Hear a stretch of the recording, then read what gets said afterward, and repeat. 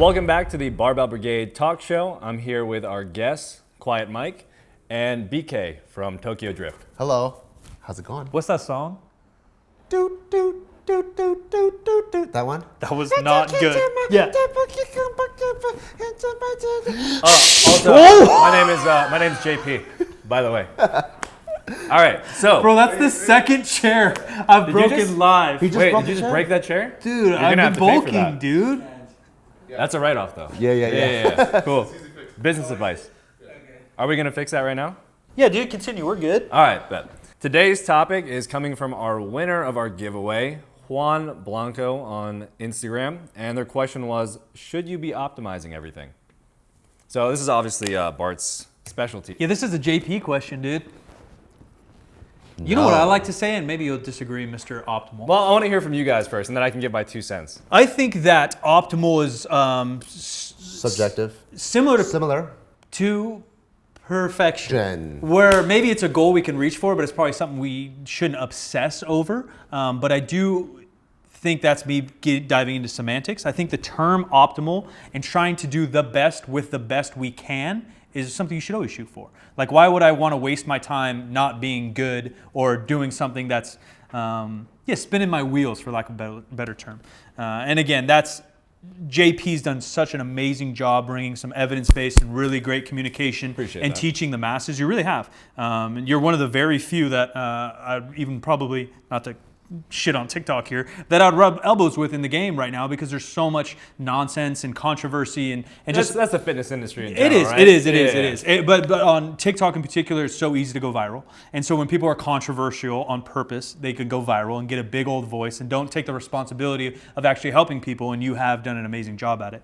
And so obviously you talk about different movements and exercise selection and strategies with diet and lifting to help people improve, and you use the term optimal, and then I don't like using that word anymore. It's basically become like a meme. Right, that's the issue, yeah. and just who takes it and they run it everywhere. What does it mean because is there like optimal, are they going by the actual dictionary definition, or is it by, like, there's a term optimal in the fitness industry that everyone's talking about? Or did you just I think he just used it to describe things, and these kids fucking ran with it. Yeah, because I mean, if we're talking in the context of training for hypertrophy, let's say we're training lats, for example, because that's everybody's favorite thing right now, right? Yeah. So if we're looking to train lats and you're doing something that is more of an upper back bias movement, like you're doing rows up here or something like that, then that's not going to be optimal for training your lats. And like you were saying earlier, it's a range, right? So optimal depends on what the goal is for the individual, right? So what's optimal for a bodybuilder and a powerlifter, a CrossFitter, it's all different. And even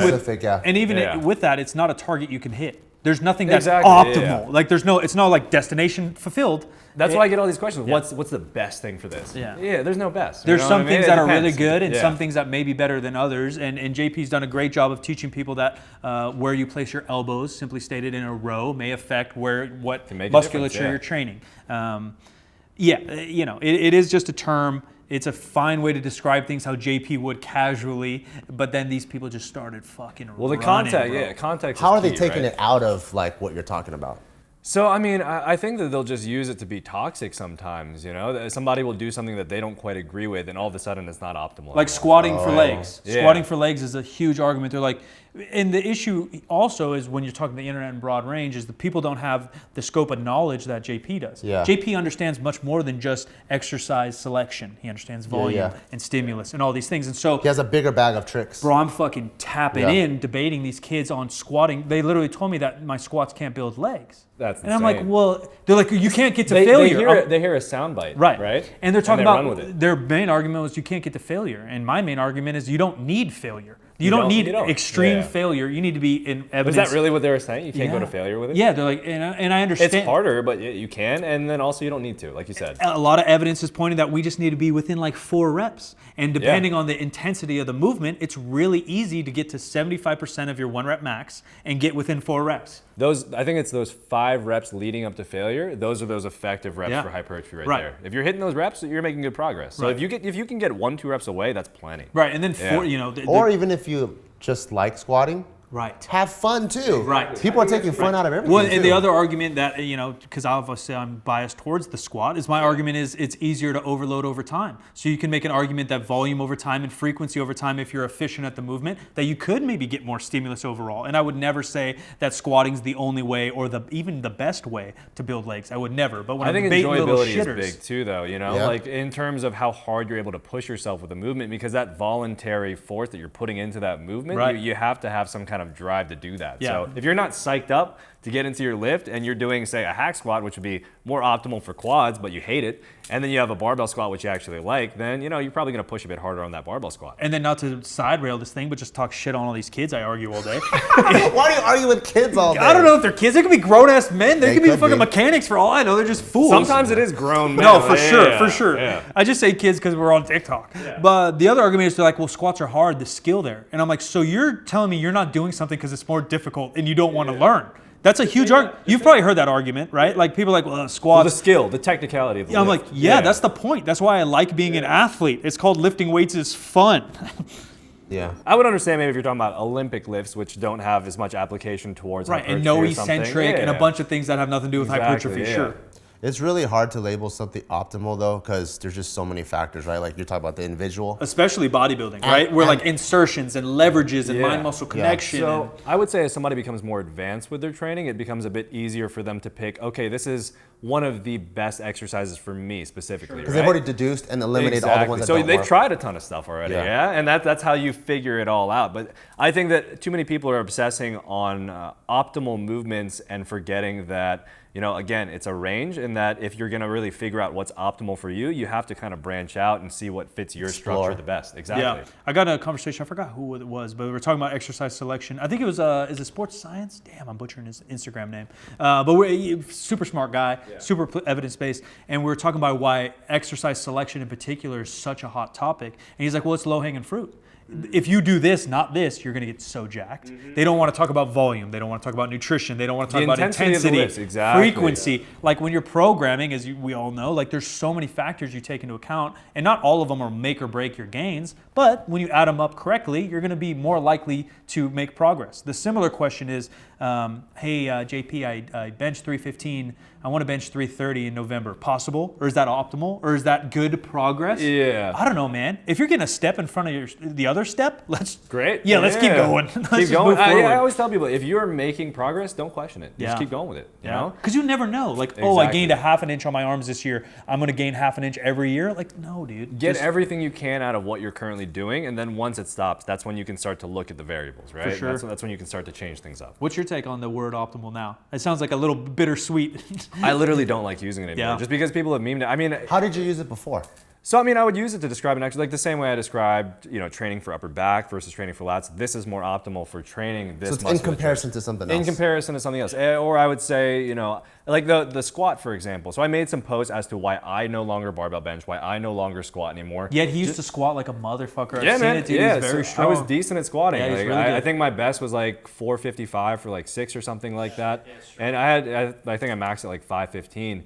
And I really like squatting. It was a fun movement for me. However, if we're comparing it to something like a hack squat, where I now have a very stable pelvis, like my core, You're everything, old now, everything's dude. You're Do you really do old. it Yeah, the- exactly. Do you yeah. do it the regular way, or do you do it the reverse, the pro way? the pro Yeah, way. then you do it in reverse. Reverse with my butt sticking out? Yeah. No, I do it the regular way. I want the quads out of it. So see. so I do it the regular way. And yeah, so I found that I could hack squat twice a week if I wanted to, or I could go balls to the wall on a hack squat. But in comparison to a barbell squat, if I take a barbell squat to RPE 9 with a heavy load, 6 reps, 6 to 8 reps, then that's going to tax me way longer. But that might be Yeah. different for someone else. I'm Yeah, stumpy. exactly, I'm yeah. stumpy as fuck. For bro. some people, I used to max out they're every day and fine. feel great. Yeah. Yeah. Yeah. Me, Bulgarian. it hits me like a train, man. Yeah. Yeah. 100%.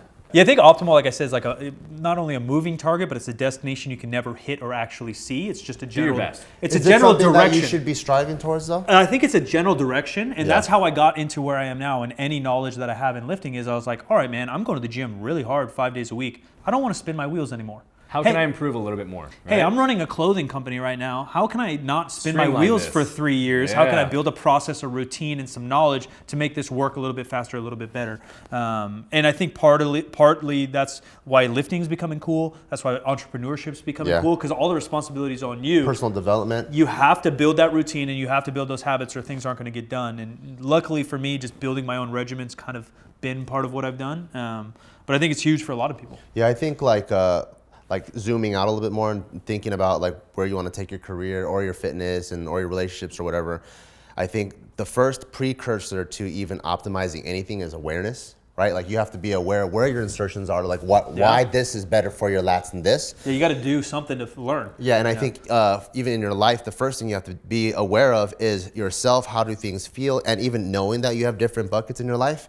And then as you take steps forward, having this mental like plus minus checklist on are things taking you further towards your goal or away from your goal, and also not being emotionally attached. Because some people will stick to an exercise. huge. They go, I love this exercise, Yeah. my favorite, but it's literally done nothing for you. Right? It's just because it feels good, or like every time I go on keto, I lose the most amount of weight. But have you really done everything else and really tracked it? You know. So I think like having the awareness, but then also knowing where your final destination is and keeping a non-emotional objective plus minus towards it is so important. Yeah, it's to a really, optimizing. really good point. Yeah, because like you said, emotional attachment, man, people just whine over saying an exercise is not as optimal as something else. And I'm not saying it's a bad exercise in a sense or that it does nothing, but there's just better choices. If you like it, do that movement, you know? It's still doing something for you most of the time. Yeah. But, you know, it just gets some people, they just get so upset. They think, you know, what is it, sunken cost fallacy, right? So they think that, oh, you're saying this isn't bad, so I just wasted all this time, huh? Right. Yeah, now I'm mad.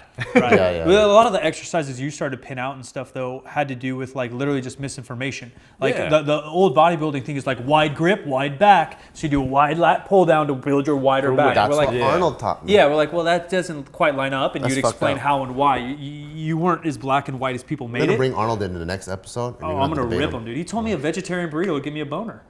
All right.